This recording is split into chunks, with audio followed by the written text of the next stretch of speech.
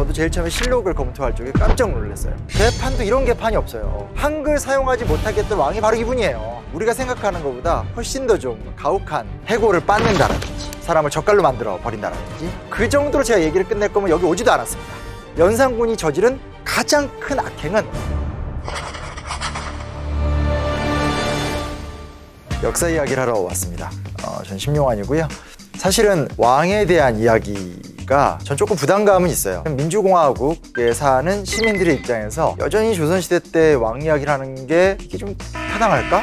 어찌됐건 이제 그런 거 있잖아요. 리더가 어떤 태도로 보여야 되는가? 이런 것들에 대한 고민, 참고사항 정도로는 국왕들 이야기가 괜찮지 않을까. 제가 여러 왕들을 얘기했는데 그중에 가장 센 왕들, 여기서 이제 세다는 것은 가장 스캔들이 많고 가장 좀 충격적인 그와 관련된 첫 번째 이야기로 연산군에 대한 이야기를 갖고 왔습니다. 성종의 아들이에요. 특별히 경쟁자도 없었고요. 누구도 그의 어떤 집권에 대해서 의심할 수도 없고 반발할 수도 없는 그런 국왕이죠. 우리가 알고 있는 되게 나쁜 폭정들은 집권 초반기 땐 거의 없어요. 안정적으로 국정을 운영해서 저도 제일 처음에 실록을 검토할 적에 깜짝 놀랐어요. 내가 알던 연산군이 아닌데? 연산군은 아티스트였어요. 노는 과정을 변태적으로 노는 얘기보다는 화려하게 노는 게 많아요. 연산군 되게 예쁜 옷 좋아해요.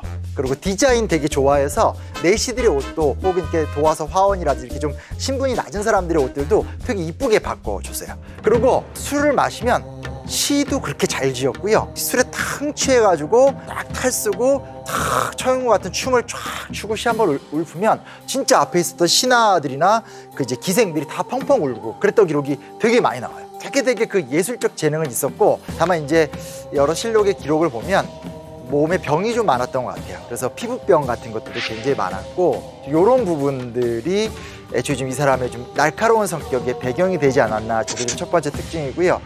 다만 이제 두 번째 특징은 아빠와 엄마의 갈등이 좀 심각한 거죠. 어머니였던 패비 윤 씨가 왕이 후궁을 두거나 뭐 이런 행동들에 대해서 질투하고 분노하고 저항하다가 옥체를 훼손하는 거죠. 야사에 따르면 이제 얼굴을 긁었다. 뭐 정사에는 이런 기록은 안 나오는데 그 왕의 몸에 상처를 냈던 거는 이제 사실이어서 그런 게 이제 문제가 되고 결국은 폐비가 되고 한때 남편이었던 사람한테 사약을 받아서 죽게 됐고요. 사실은 언제 엄마가 그렇게 비참하게 죽었는가를 알았느냐는 학계의 첨예한 논쟁인데 정확하게는 알 수는 없어요. 다만 공식적 기록을 봤었을 때 엄마가 이렇게 죽었구나를 드러낸 기록을 보면 그날 주상께서 수라를 들지 않으셨다 뭐 이런 기록이 나와요. 그러니까 이 구도를 생각해 보시면 좋을 것 같아요. 비극을 갖고 있고 피부병을 비롯해서 굉장히 예민한 신흥 국왕과 선제 때 되게 편안하게 막 요구하고 원하는 대로 사회 바꾸고 이러면서 아주 활력 넘치던 조정이라는 이 두 가지가 딱 부딪힌 상황을 생각하시면 돼요. 이제 가장 무서웠던 사례 그리고 야사에서 집중적으로 다뤄졌던 사례는 사실 갑자사화 때 흥분했던 모습이에요. 어머니 패비윤 씨의 죽음을 기화로 삼아서 이제 대분노를 했던 건데 제일 먼저 화살이 향했던 건 성종과 놀아났던 후궁들인 거죠. 그분들을 완전히 때리고 짓밟아요. 엄씨와 정씨가 난 아들들을 데려와요. 종친을 데려왔는데 이게 이봉 이양인데 밤에 푸대기 같은 거 씌워가지고 누군지 못 알아보게 이렇게 해놓고 몽둥이를 갖고 온 다음에 때리라고 시켜요. 한 명은 눈치를 채고 한 명은 눈치를 못 챘어요. 그래서 눈치를 챈 사람은 너무 무서우니까 말도 못하고 그냥 가만히 부들부들 떨면서 계속 울고 이제 한 명은 눈치를 못 챈 사람은 이제 자기라도 살아남기 위해서 사실상 자기 어머니 이제 때려 죽이게 되는 과정을 거치게 돼요. 너무 잔인한 거죠. 근데 엄씨와 정씨의 시신을 기록을 그냥 얘기하는 겁니다. 찢어서 젓갈로 만들어 버렸다. 찢어서 젓갈로 만들어 버렸다. 탄가들에 버렸다. 이런 기록이 나옵니다. 신체를 이렇게 찢거나 그러니까 이제 참수라고 하죠. 목을 내리치거나 하는 거 많이 안 해요. 우리가 사극 같은 데 보면 나오는 막 고을 원님도 막 저놈을 매우 쳐라 뭐 이런 게 막 나와요. 근데 절대 틀린 얘기입니다. 조선에는 경국대전이라는 중앙법전이 있고요. 형류를 다스릴 적에 굉장히 엄격하게 집행하는 걸 요구했었고요. 원래 원칙은 있어요. 태장도유사라고 그래서 태로 때리는 거, 장으로 때리는 거, 유배 보내는 거, 죽이는 게 있고 실제로는 사람의 그 신체를 이렇게 찢거나 그러니까 이제 참수라고 하죠. 목을 내리치거나 하는 거 많이 안 해요. 내가 지금 열받는다고 해서 막 10대 때릴 걸 20대 때리고 이런 건 전혀 없고요. 다만 국왕은 법을 초월한 존재예요. 국왕이 분노하면 그 분노에 따라서 저놈은 매우 칠 수도 있고, 그러니까 젓갈로 사람을 만들어버린다라는 것은 정말 예외적인 거고, 조선사회에서는 이건 정말 되게 야만적인 행동이에요. 근데 이 당시에 이제 사형당했던 사람이 무려 96명, 돌아가신 분의 시신을 꺼내서 이제 처형하는 것도 20명이 넘었고,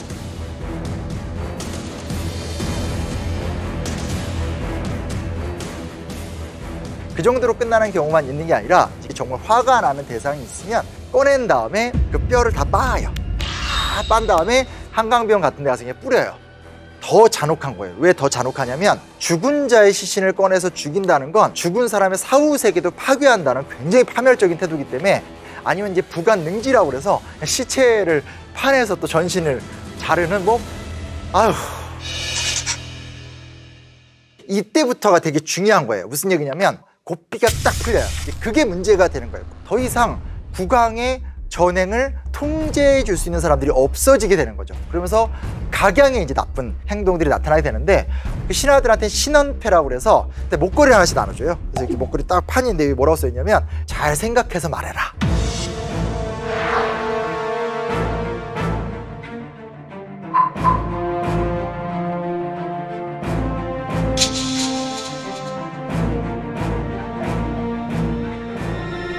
그리고 그 밖에도 뭐가 있냐면 김처선이라고 해서 어렸을 때부터 자식처럼 키웠던 내시가 있어요. 근데 김처선이 보니까 이게 이 세자께서는 잘 커서 성군이 되는 걸 내가 보고 죽어야 되겠다고 하면서 전하 이러시면 안 됩니다. 어떻게 이런 행동을 하실 수 있습니까? 하면서 막 따지는데 기록에 따르면 그의 대분노를 해서 이제 활로 쏴서 죽인 다음에 사지를 잘랐다, 이런 기록이 나와요.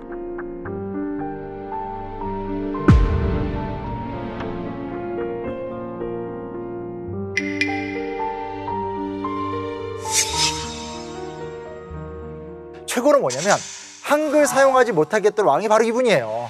너무 나쁜 짓을 많이 하니까 양반들은 한문으로 상소를 올리잖아요. 근데 백성들은 한글로 벽서를 쓰는 거예요. 벽서를. 사실 이게 왜 문제가 되냐면 본인이 사냥을 되게 좋아했어요. 그래서 도성 근처에 사람들을 다 이렇게 몰아내면서 금표라고 그래서 이렇게 선을 다 설정을 하는 거예요. 못 들어오게. 그래서 민가를 헐어버려요. 이 성벽 근처에다가 집을 짓고 사는 사람들은 되게 가난한 사람들이에요. 이제 그런 것들 때문에 벽서를 막 쓰는데 한글로 막 그러니까 한글 쓰지 마라. 최초의 한글 사용 금지령.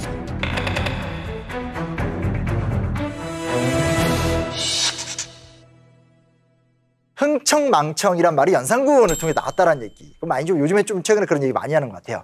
전국에 이제 채용사라는 관리를 파견해서 여성들을 막 데려오게 되고 하면서 흥청, 운평, 광희, 자기가 보기에 되게 제일 좋은 여자를 이제 흥청이라는 걸 딱 두고, 두 번째 등급을 해서 운평, 광희는 한 1000명 두고. 국왕과 이렇게 동침을 한 다음에 천과 반천과라 그래서 국왕을 행복하게 해준 사람은 이제 더 대우를 받고. 근데 또 하나 무슨 문제 생기냐면 나라 재정이 개판이 돼요. 사실 연산군이 저지른 가장 큰 악행은 조선의 민간 경제가 붕괴가 되는 효과를 이뤄냈다는 거죠. 신유공안이라고 신유년에 세금 제도를 바꿔요. 근데 그 세금 제도가 뭐냐면 이거예요. 조세를 올리지 않고 곡물의 양을 올렸어요. 되게 약은 거예요. 조세는 땅을 소유한 사람들이 세금을 내야 되잖아요. 땅을 많이 갖고 있는 사람들은 다 양반이겠죠. 나의 사치를 위해서 조세를 올려버리면 양반들이 저항할 거거든요. 곡물을 올렸다는 얘기는 힘없고 빽없는 백성들의 고열을 쥐어짜게 되는 거죠. 근데 마지막이 되게 초라해요. 연산군이 이 반정이 일어났다는 소식을 들으니까 이빨을 더더더더더 떨면서 올 게 왔다라고 하면서 사실상 거의 저항을 못하고 그냥 쫓겨나요. 그래서 결국 유배 갔다가 금세 죽죠.